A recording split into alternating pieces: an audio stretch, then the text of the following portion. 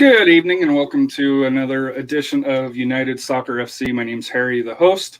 With me tonight, back for episode 2, Cat 2, David. Thank you for coming on. Last time we were talking about the men's side. This time we're going to be talking about the women's side. And then also joining for the first time is Danny from Austin Elite. So I kind of have two openings here. The first one obviously just ended with the U.S. Women's national team winning the She Believes Cup for. Am I not supposed to say that? I got it taped. Oh, well, mute. Too late. But yeah, you can say whatever you want. I blocked my ears. It was fine. Earmuffs, just earmuffs. That's what I need. So congratulations. And then number 2, have to give a shout out to all the HEB workers.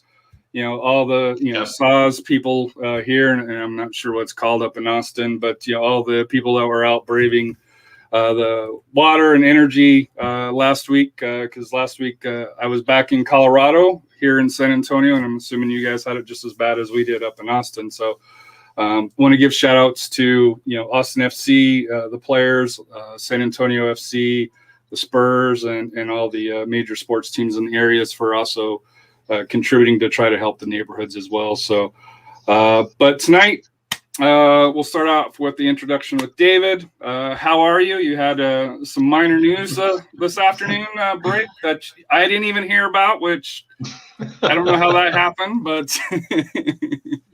you did a good job on that. Yeah, I was impressed with myself. I think it's the first time I've been able to avoid your inquiries long enough. I think probably the freeze had something to do with that, though.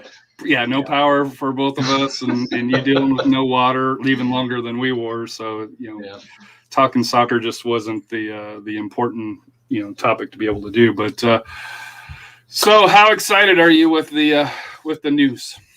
Oh, tremendously excited. This is just a tremendous opportunity for us. We're kind of situated perfectly, in Hayes County. That'll be between Athenians and FC Austin Elite, and hopefully we can get this three-way rivalry going real well. And I know there's going to be some additions to the rivalry, so I think this year is going to be amazing, and I'm really looking forward to it. And just to kind of make sure everybody's aware what the news is, the CTX Hornets moved, where they were the first team promoted, moved from the UWS League 2 to the United Women's Soccer First Division, or I think they called it the Pro-Am, National Pro-Am, in the title here. So despite all the struggles last year here, it looks like that you got in at the right time. You paid your dues and were rewarded with being the very first team to be able to move up. So that's awesome news. And I guess there's already, and maybe Danny can clarify, but Backcountry FC is also in Austin? So, yeah, we have right now in UWS National League, National Pro-Am, whatever. We have the San Antonio Athenians. They're back under new ownership, which we're excited about. East side of town, so it'll be easy. We have let's switch over to the west side just for you, Harry. I told them you're going to do the west side. Yeah. Then the Hornets joined us down in South Austin. We have the Elite plays up kind of. We claim all of Austin as home, but we played up in the north side for a while. There's Batco, which is also up here in the North Austin area. They had their first season last year in the COVID year as well. Mm-hmm. Then we have Dallas up in central Dallas area, which will be fun. Mm-hmm. And then another team up in Tulsa. Side FC 92. Mm-hmm. Yeah. So it's a good mix right now. That makes, six? That makes 6 teams right now. And we're looking. So one thing that we have, which this is totally taken away from Hornets, I don't mean to, but FC Austin Elite recently, recently NISA announced a partnership with the UWS to bring professional women's soccer in the secondary, in the second tier to the U.S. in 2022. So NISA and UWS making UWS Pro. It's been our ambition for the last couple of years to move to the pro ranks. So that's our goal, is for in 2022 for FC Austin Elite to be a fully professional team playing in a fully professional league in that new, whatever we're going to call it, UWS Pro League. So we're excited about that. But with that, we wanted to make sure that we had that Austin was still taken care of from an amateur standpoint.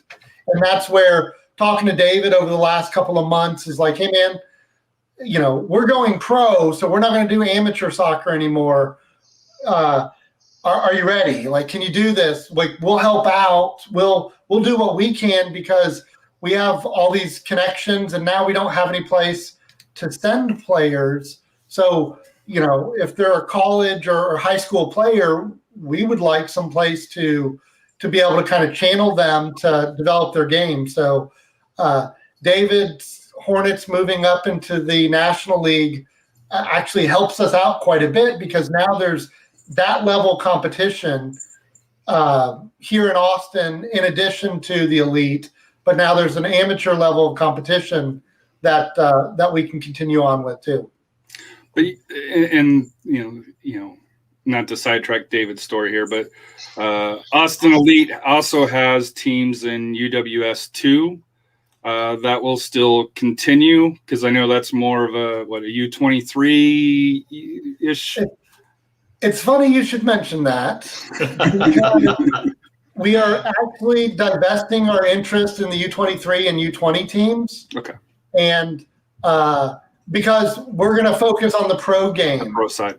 And you're the first to know this outside of a couple of limited people here, but Williamson County FC or Wilco FC will be forming and probably announced on maybe Friday of this week, maybe Monday of next week, as an amateur side equivalent to David here in the National League. So we're actually going to have another Austin team, and we're going to channel those players that were formerly U23 players or U20 players over to Wilco to play in that amateur. But now we can have full separation between pro players and amateur players.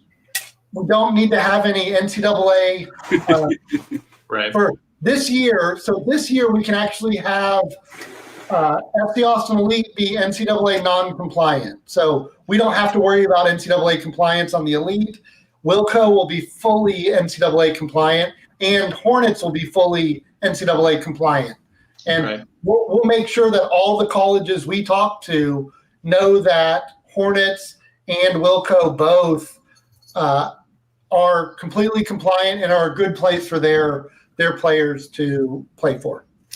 Well, I want to table the UWS NISA, because I was going to get to that after we got through David's there, because to me that's a whole different discussion. For that here, which I think outstanding. News, especially for the women's side, to be able to partner with Peter Wilt, Carrie Taylor, and stuff like that. But circling back to David, to be able to go from the League 2 to the the National League Pro-Am. 1 national Pro-Am. Yes. Gotta get used to that. It's tough. I'm used to USL, Championship, League 1, League 2, so I'll have to get used to the Pro-Am here. But looking at the release from UWS Soccer here, from the UWS Commissioner, we're excited to add to our footprint in the Southwest region with the addition of CTX Hornets. They join a conference that has shown the ability to succeed on and off the field, and we feel CTX will provide the same level of competition and atmosphere. So I know you and I have kind of had discussions, as far as through social media and stuff, about your goals for the Hornets here. Has that been adjusted? Obviously going up a level. I'm assuming that's kind of raised the bar a little bit from what we were what you discussed last year, and then unfortunately COVID happened. Right. So what's kind of the expectations now going into UWS? Well, of course, there's going to be an adjustment, but we're not going to change our outlook and philosophy very much. We would have loved to have had a 2 or 3 year kind of on ramp for this, and COVID took away kind of the ability to do that. But even with the disaster that was 2020, what we could see pretty quickly is that there's a wealth of talent in the area. And so I'm not as concerned about that. We might, you might see a stronger emphasis on some college players. You might see us bring in some more high profile players than you would have at the League Two level.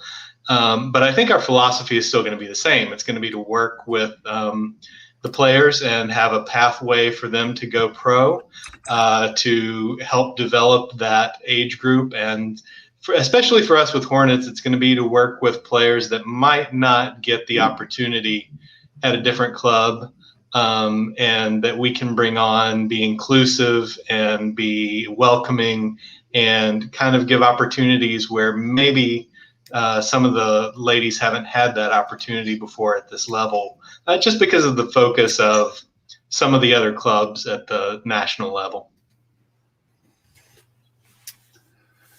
As far as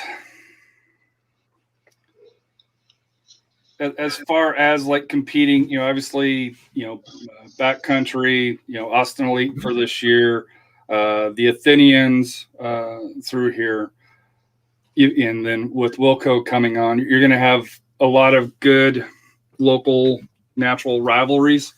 Sure.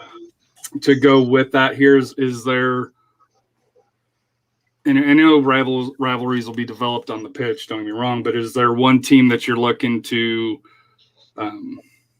knock off, the list there, even if it's your buddy on the screen here, as far as that here, because to me, San Antonio Athenians, Austin Elite, have proven history, Correct. successful, especially in the community, and I know, with what you do on the Lobos side and the Hornet side there, that, you're well involved in the community there in South Austin, Kyle, Buda area there. Mm-hmm. So that aspect I'm not worried about, but on the pitch there, like I said here, obviously with Danny taking the next step up, going to the professional ranks there, it'll be interesting to see which of the 3 Austin teams can step up and no offense to Danny, but knock him down a peg or 2 this year before he heads off to the professional side.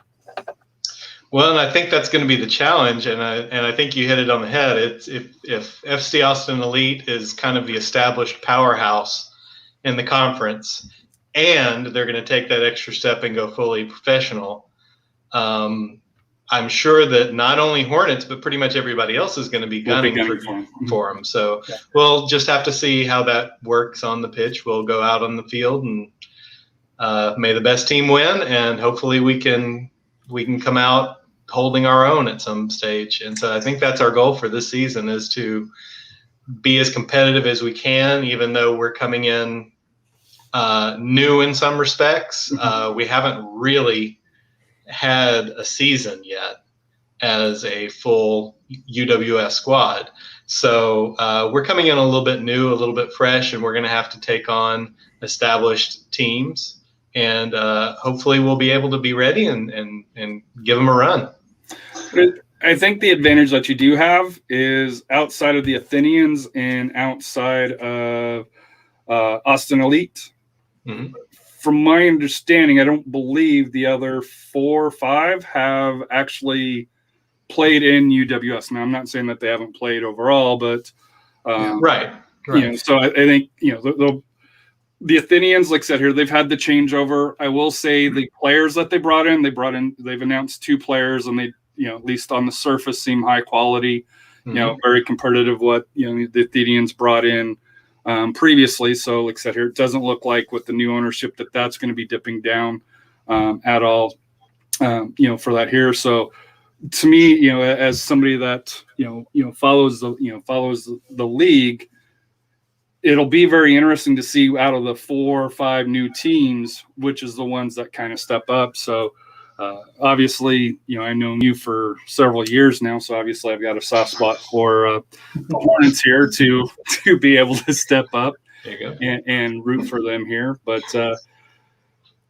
any final thoughts that you have on it for you, David, on the move? Well, I think you're exactly right on that. I think this is going to be great for us. We honestly, a month ago, I don't know that this was in the cards, but we've made it happen and are excited about it. There's an opportunity. We're going to take advantage of it. And I just hope people come out in Hays County and really support us to show that Hays County, South Austin can really get behind women's soccer and the Pro-Am game and come out and show their support. And I'm sure if we have the community support for the team, we'll do just fine on the pitch. We'll put together a competitive team. We'll see what happens. Like you said, new change in ownership with Athenians. We'll see how they put their team together. And we'll all be gunning for Danny's team. I think that's actually one thing that's really helping Hornets this year. You have new ownership in Athenians, and I don't know how much transfers. That's the question. How much transfers? They've only announced 2 players, right? Mm-hmm. You have new ownership and new team in Wilco. You have new group in Backcountry. That's what are they going to bring together there? There's so many opportunities for Hornets to get in and mix it up. That I think that's what makes this year make a lot of sense for them. If they waited another year or two, then you're just letting everyone else gel and lock in their competitiveness, and then try to introduce something else, and you're going to be years behind. So I think that works out great. We're trying right now to work out a sponsorship deal with Target. We're just going to put it right on our chest, since everybody's going to be betting for it anyways. I think it makes a lot of sense. But for us too, I think it's one of those things where when you want to be the best, you want to play the best. Like, yes, I want every game to be a challenge. I want to bring our A game every day. And if you don't bring your A game, you get knocked off, because, it's not fun to just roll people just because you showed up. And so it'll be interesting. I feel pretty confident in the players that I know that are coming to play for us, and players, when they see that we have space available, that will want to play for us. That I feel really confident with what we have going on. And even if we don't win all the games, our goal is a national championship. Right. So hopefully in July we can be talking about how awesome it was to see Austin win a national championship. And if it's David's team that does it, I'll be celebrating that too. But like that's our goal in any season that we come into. So yeah, if I hope Athenians has a strong team, that's going to make us better for our next game. And that's going to let our players know you can't take your foot off the gas. You can't stop. And I'm grateful that David's coming on now, because I think that's going to make a huge difference for him. And it's going to, these things take time. There's not been anyone kind of south, San Marcos, even New Braunfels. When the Athenians were on the east side, New Braunfels was easy. But now that it's on the west side, there's a lot of good soccer down 35. Yeah, there's a hole there now. One of the questions that I've had, and this is something that probably 3 years that I've been talking with you, Danny, is, hey, when is UWS going to finally expand? Well, it seems like between last year and this year, 2021 expansion has happened, for UWS, because that was, when was it the Houston Aces left? I was like, hey, are you guys going to have a conference? And to me, they were a great team. I think they were they won a national championship. They did. For that year. And then they made the move, and I happened to catch the Athenians play them, and they were a very good, very impressive team. So my concern was, hey, what about what's going to happen in the Southwest? And all of a sudden it's gone from 3-4 teams that you knew about to now there's 6-7 possibly more, and To me, I can see filling up 35 is going to become probably more of the focus, especially with having Tulsa out there. I know David, understands being kind of on an island, with his men's inside here. So I'd love to, for me personally, and I've already whispered it to UWS to see if they can make it happen, but to get a team in Oklahoma City, because obviously, they tend to have pretty good rivalry between Oklahoma City and Tulsa. But with the move to NISA.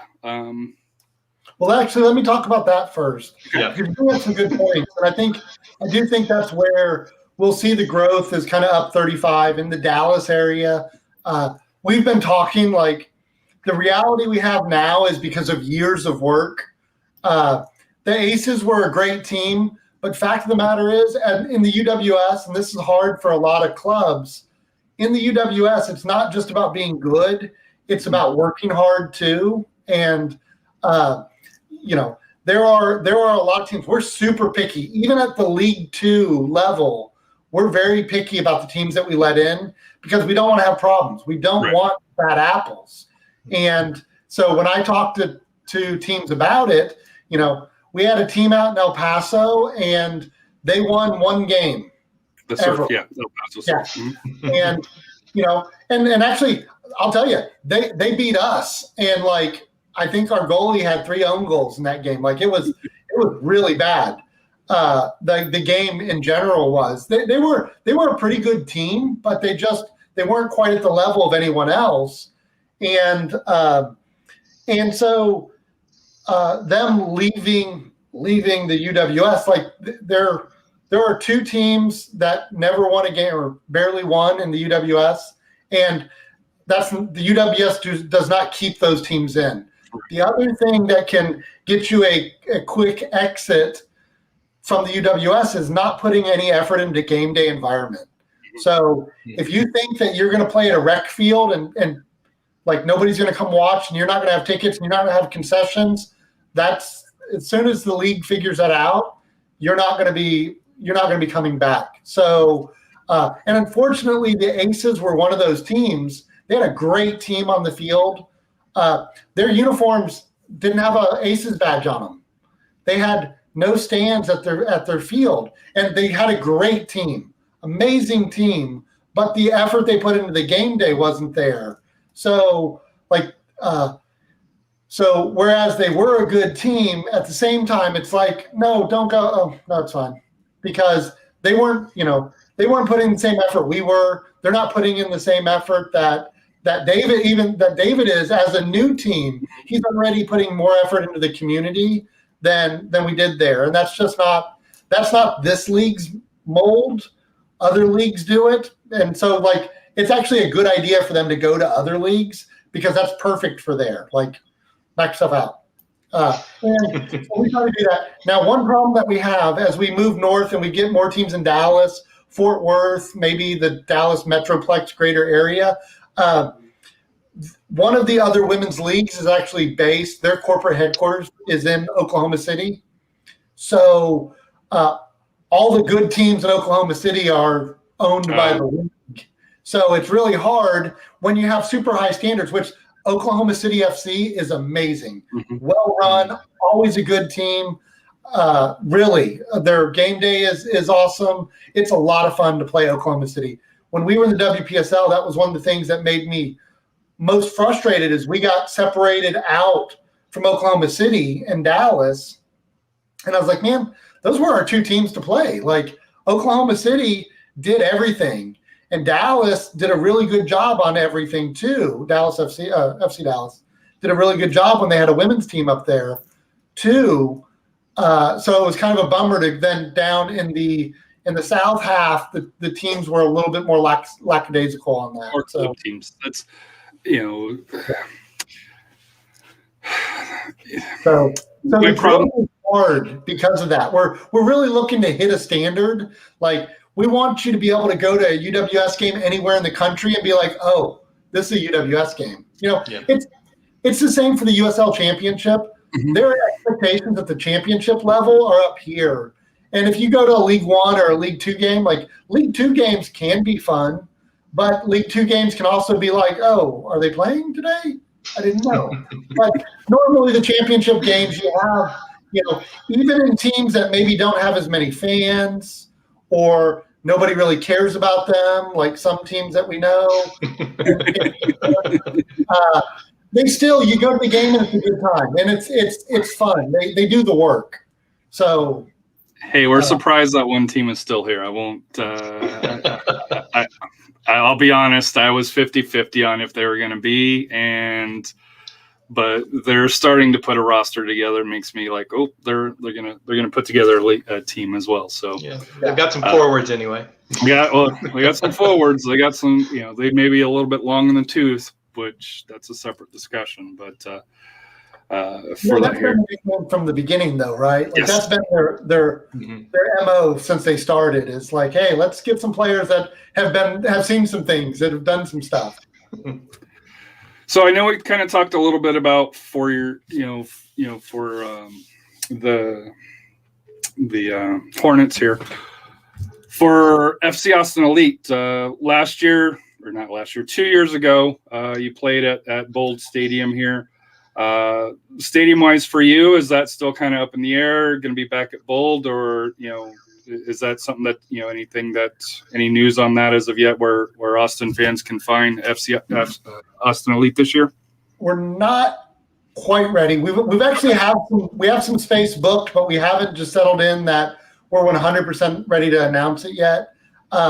It's funny that you mentioned that you weren't sure if Bold is going to be around. Like, we made a lot of calls to them at the end of last year that didn't get returned, and they've only recently started returning calls. So it's like, oh, good. Okay, they are coming back. That's great. That's certainly an option, although they are kind of under the gun to get a lot of stuff done themselves. Yes, so, and they have a limited staff, as we all know. Yeah, putting our mix into that is difficult. There's a couple of different options for us, and we just got to find the right one. We want to be able to duplicate that environment at Bold Stadium wherever we play, because that was a fantastic game. Like, that's the kind of game that any player wants to be a part of. Yeah, so, it was a great, it was a great environment, and like I said here, I know, Los Verdes, like I said here, when the news came out here, I know, seen Austin Elite on their message board. So it wouldn't shock me that the attendance for the Elite this year will should be the tops. I would expect. It'll be interesting to see what the Athenians do, moving from the east side to the west side. Here at the new soccer park here in San Antonio. So it'll be kind of interesting to see how that goes. And then of course there's two or three other other women's teams that play in a different league here to see how they draw as well. But one thing I know between San Antonio and Austin is, at least on the semi-pro level, they draw a lot better than the men's semi-pro side here. So I know I'm looking forward. I know the Athenians have, the Crocketeers already, kind of lined up to be able to kind of help support them. And I believe they're going to be tailgating and stuff again. So I will be making the trip. It looks like here a couple of times to Austin outside of this weekend, for a 10:00 game. But that'll be fun.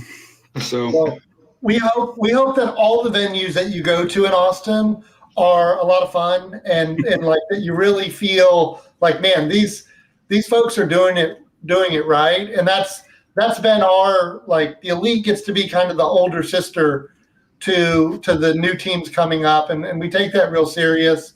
And David and I were talking about it today, like, hopefully we can really not only promote the Elite games because we want that, and the fun thing is here, the Hornets, Wilco, like, everybody's all on the same page. We want to see more attendance for the Elite. We want to see pro women's soccer here. That helps us all. It doesn't hurt anybody to have that team here. And in return, like, when we go to play the Hornets, we want a bunch of people to show up there. Like, that should be fun. And not only is it fun for the Austin Elite fans that show up, but the Hornets fans are like, oh, hey, these people go to games. Like, we should go to games too. Why don't we hit up this Elite game? Why don't we hit up this Wilco game? And and that's what the Athenians fans have always done, is they've always been really good at getting out to games in Austin. And I think one time we played a Friday night game here, and it was a blast. Everyone came. We drank some beer. We watched some great soccer. It was a lot of fun. So that's what we want to do in the UWS, and all of us here in Austin are kind of on the same page. Most of us here in Austin are on the same page for really making it pop for all of us, so that it's exciting. So the other news here, and this will probably be more for Danny, but I'll let you kind of put in your 2 cents there, David, as well here. The UWS and NISA, they announced, I guess it's an affiliation or a partnership to launch a professional women's league here. And I know you mentioned that Austin Elite is going to be one of the first to join that. Can you go into a little bit more details of what that working relationship's going to be, what it means for UWS, and if you know what it means for NISA, because NISA is still a relatively young league itself. It's they're still trying to find and build their foundation. What I found interesting with it is, UWS has probably the longer history, the more stable foundation, where I think NISA can kind of learn from that. But then I think, with Peter Wilt and, some of the knowledge and the great folks that they have at NISA, I think can help UWS to grow as well on their side. So I think it's a great partnership to try to help both. I'm hoping that'll help both sides. Maybe you can kind of expand, see if that's kind of what the plan is, or, what you can share, what your knowledge is on that. Well, I think you hit it right on the head there. You have some of the UWS teams are 20 years old plus. They've been around. There's a lot. Hey, Jonathan, what's up? There's a lot of good women's soccer in the UWS. But so when it comes to women's soccer, I think the UWS really knows what they're doing there. But when it comes to all the licensing and standards that go along with, and it's always interesting. I think the casual fan has no idea. There's this elaborate set of rules that dictates what you can and can't be in professional soccer. That are very I'll say it. I think they're unfair. I understand the reasons, the thought process to go into it, but I think that in some cases, they do more harm than good. I think if we've seen on the men's side, saying, hey, you got to have X amount of worth. It doesn't stop Reno. It doesn't stop Fresno. It doesn't stop, these teams from, closing shop, with multi-billionaires, at the lead. So, but that's my 2 cents. And navigating that channel to be sanctioned and be approved as a professional league is difficult. And it's one that NISA has recently done, and they were really good at doing it. And so the partnership there really works together. The teams of NISA are also very good and storied. Like literally, if any one league has a rich history for not being that old, I think a lot of these NISA teams have built in their 10 or 15 years more history than a lot of MLS or USL teams ever have and may ever. And they're community based. To me, that's the. I'm Mr. USL. I don't hide it. Because that's where San Antonio FC's in, and they're my second love. The Scorpions were the first one, but.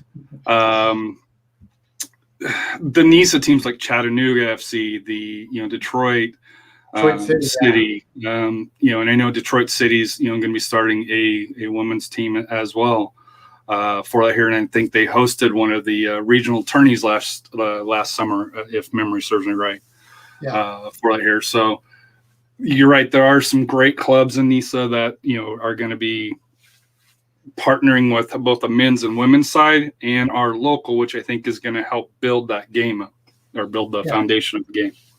Well, and the interesting thing then is it works back into that UWS mantra of having a good game day environment and having this be an important community event. Like that's NISA in a nutshell.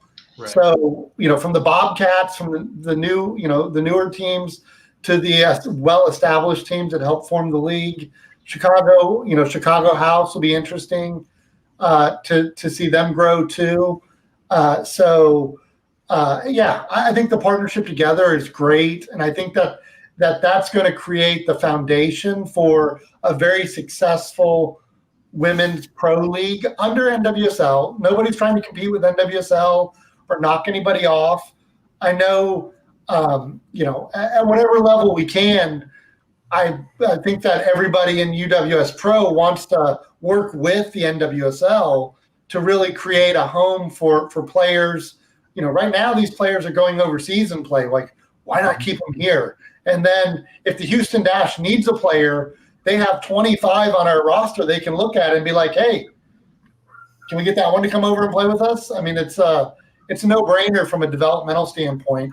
And you don't have to keep – right now NWSL teams can keep a amateur roster of like 10 or something, like a reserve roster. Mm-hmm. So those people practice with no real hope of getting in a game.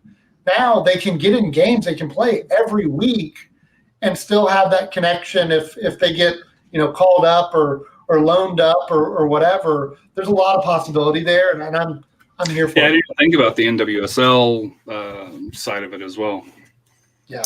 So it'll be interesting to see how many teams there are. It'll be interesting to see if it's spring through fall league or fall through spring league or whatever. There's still a lot of things up in the air about it, but at a base level, I'm super excited about it.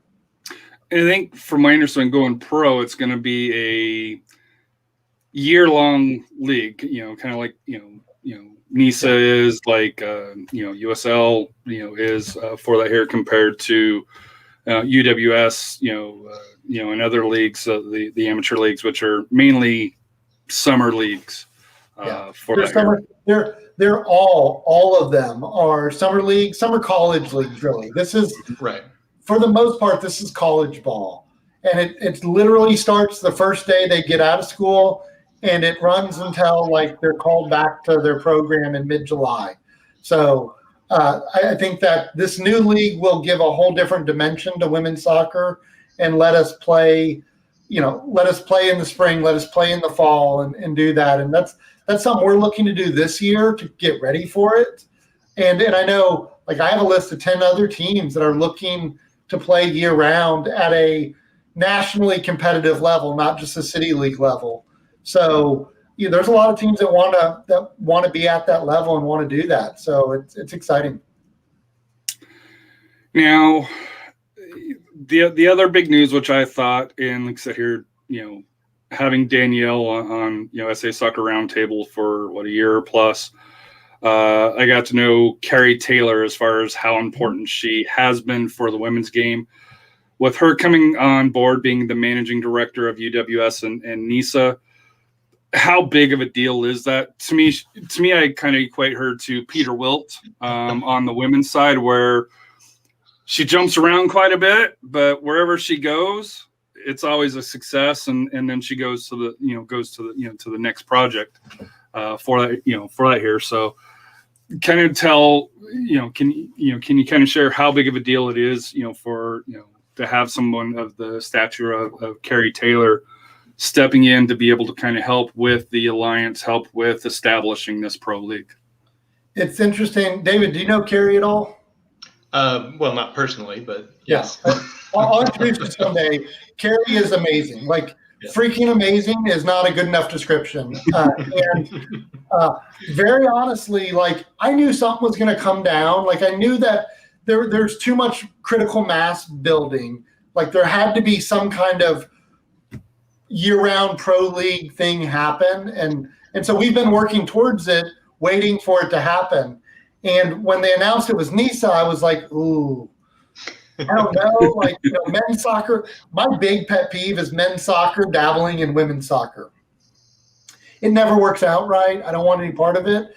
And I've known Carrie for several months now, maybe even 6 months. I don't know. It's this last year, like I don't even know time anymore. Yeah. But I've talked to her a lot, and actually I talked to her in the last couple of days, and when I was looking at who NISA had on board and I saw her name, like literally I was like, shut up. Oh my God. If Carrie Taylor's doing this, it is done. Like, this is going to be awesome. Like, I'm not even worried about it at all anymore. This is going to be the best thing that's ever been done, period. Like, awesome. And I firmly believe that. Like, she is thorough. She's really good at what she does. Mm-hmm. She understands the nuance of, like, this is what the rules say, and this is what we have to do. And we're going to find our way between the two of those to make it all work out for everybody. So that was a huge get for UWS Pro. I've seen other announcements, that one announcement. When you hear that, if you've been paying attention at all, it's like, oh, man, you just won. It caught my attention.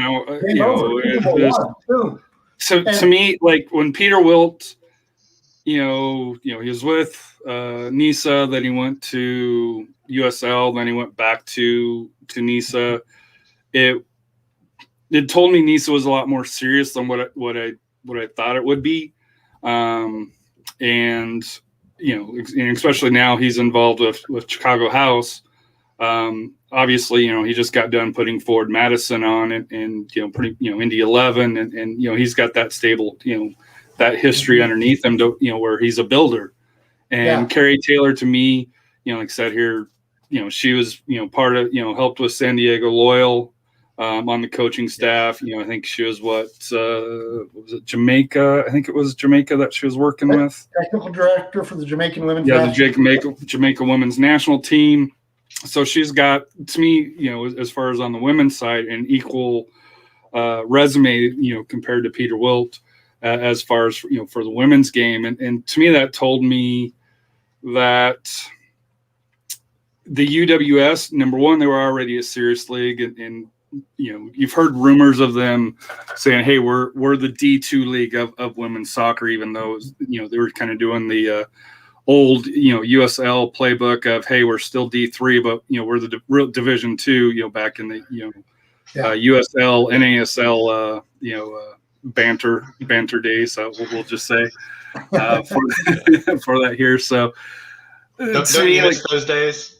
I do miss those days. So it's interesting. I was talking to Carrie. So I talked to Carrie on Friday, and I was like, telling her some of the things that I was thinking about, and want to make sure that we got taken care of. So it really was something like, man, I want to make sure that we're covering this. And literally, she's like, Danny, have you ever talked to Peter Wilt before? And I'm like, no. She's like, well, do you know him? I'm like, well, I mean, I know of him. Like, who doesn't know of Peter Wilt? Like, it's like you're asking, do I know the Godfather? Like, yes, I know the God, but I don't know the Godfather. And she's like, well, crap, let me introduce you. Like, hold on a second. I'm going to bang out an email here and introduce you to Peter. Like, I'm sure he'll take time and talk to you if you just kind of tell him what you're interested in. He's done everything. He started the Fire. He started the Red Stars. He started Indy 11. He started Forward Madison. I mean, like, he started NISA. Then he started Chicago House. I mean, the guy's all over the place with it. And so I was like, if you'd like to introduce me to Peter Wilt, I will take that introduction. That would be awesome. And let me tell you, I talked to him on Saturday, and literally, how sometimes people are like, oh, hey, can you talk? Yeah, sure. When? And they're like, okay, like 3 Thursdays from now, and he was like, hey, I can call you in like an hour if that's cool. And I'm like, yeah, that'd be really cool. I'll clear my schedule. Yeah. And the nice thing was, like, he took a ton of time just to talk to me about what we were doing and what we could do better and how he's seeing things done.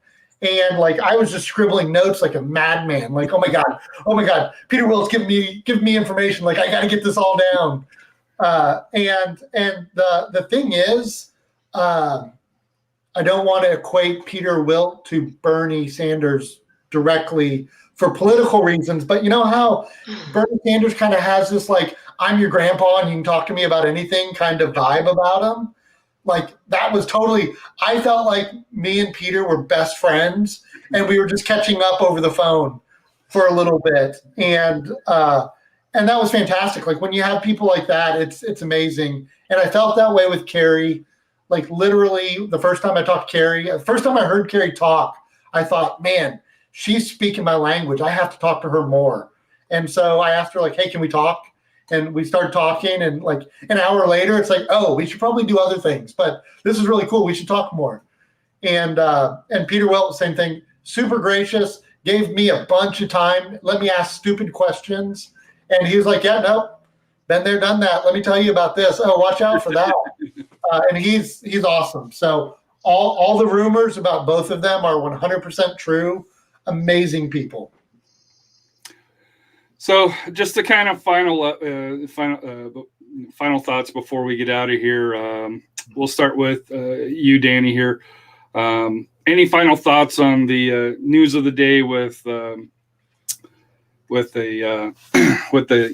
Hornets moving up to UWS, or just the upcoming season, in general? I'm super excited about the Hornets joining UWS in the National League. It's brought up other ideas and what we can do with the elite and create a very complete path to pro that really can help more people out, and expect to hear more about that in the coming days. And it's awesome to have David on board for this and to jump in. He didn't really get to get his feet wet, but it's like, no, we can do this. You can do this. He has experience on the men's side, so he's not brand new. So this won't be his first rodeo. It will be with the women, but he's done this a time or two on the men's side here. So the interesting thing is, and nobody knows this about David probably, or about us in general. We both actually have teams in the Austin Women's Soccer League. Oh. So they've been able, he put a team together. He's like, hey, I don't have any players. I'm going to put a team together. So they put a team together. And, if I can say it, like the first game was a little rough, but it was fun. It happened. Like we made it work. And luckily his first game in the AWSL was against us. So at least hopefully he felt like he had a friendly face there that could help him out with it. And that by the end of the season, that first in the fall in the AWSL, like they had a really good machine moving, and that was really good. And unfortunately, all these COVID shenanigans, right. The ebb and flow is crazy, and his group of players and his community is affected a lot more than our community is. Mm-hmm. So he's gotten it a lot more than we have, but he's done a great job with it, and that's really opened up the doors where we can talk a little more and say like, hey, there's more we can do. Like I promise you, this won't hurt as bad as you think it's going to hurt, and I think you could actually do pretty well. So I'm excited to have him in the UWS. David, your final thoughts on the move up to the National League for UWS? Yeah, I think it's going to be great for our conference. I think it's going to be great for the league. It works geographically. You know me, and we've talked about this on the men's side. What I look for is the collaborative spirit with the league, and I think as you were talking about with NISA and the partnership there, it's about community-based clubs, and I have a good working relationship, I believe, with everyone so far in the conference. So we'll see how that goes after a season, but so far everything's going pretty well. And with our position in Kyle and Hayes County, I think we're going to be great fits especially with Athenians. Mm-hmm. So I really am excited about that, because we're their closest geographic rival. And those Austin San Antonio rivalries go really well anyway. Rivalries. So that's going to be an exciting season. It's just I'm looking so forward to getting past 2020. Really, I feel like we're in the 14th month of 2020 right now, and just getting back to a season, getting back on the pitch, being able to play some games, and just go forward with this and see what we can do, and challenging ourselves and showing what we can do down in South Austin and Hays County. Yeah, for me, I was really excited about the news, and to be honest with you, I hadn't thought about you moving up because I was still waiting for you to play your first game. I won't lie to you. Yeah, I was like, hey, I'm really looking forward, to David's team finally getting off the ground, because I know you and I talked about it last year, not only on the women's side but on the men's side, of how much of a struggle it was. And I know Dan, right. I talked to Danny where he tried to put something together, and COVID, unfortunately put a squash on it. Even with the very limited action for that here. But I do want to thank both of you coming on, and like I said here, this is something hopefully we'll do more during the season, and maybe even expand it to the other owners in the Southwest division here, to where maybe we can do something every couple of weeks, just to kind of help. Go ahead, Danny. I forgot to mention, we're actually, over the next couple of weeks, 2-3 weeks, whatever it is, whatever it turns out to be, there's going to be a lot of new, we want to grow the league, and we want to grow the opportunities for women. So we're really trying to make inroads in League 2 and give these teams that are maybe just getting started, the teams like David's last year, the opportunity to get started and get going. So I think we'll have things to talk about over the next month, into March, about League 2, particularly here in the Austin, San Antonio area, which is going to be a lot of fun, because there's enough players between Austin and San Antonio to have good teams at the National League level, and still have a lot of fun games played at the League 2 level too. So I think we're going to see a lot of movement there still. In dealing with, the other podcasts that I do, with not covering the pro-am men's side here, we've kind of looked at college a little bit more. Mm-hmm. There is a lot more women's college teams in the area than I knew about. Just looking at Trinity's division. I think there's 2 or 3 Southwestern up in Georgetown, I think is where they're at. Yep. You got Austin College. Baylor's not too far. For that here. UTSA, Texas, University of Texas. So there are a lot of programs. Got to shout out to St. Ed's too.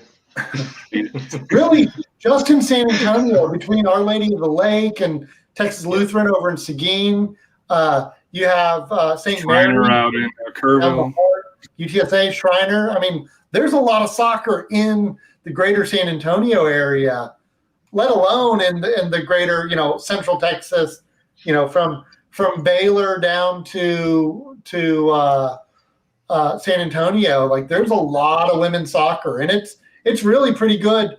St. Ed's is good. Concordia's women's team has come leaps and bounds. Southwestern knocked off Trinity. Trinity's freaking amazing. I mean, where does it stop? It's amazing, the number of women. And that's what we're here for, is to give them the opportunity to keep playing. It doesn't need to stop in college. It can go beyond college, and you can still play high-level ball after that. So my final thought, and like I said here, Jonathan came in, and since this is we're talking about UWS, do want to promote his show here, UWS Weekly. It'll be on tomorrow night, Thursday nights, typically 7:30 Eastern time, 6:30, here in Texas, and I've caught, I think, most of the episodes for it here.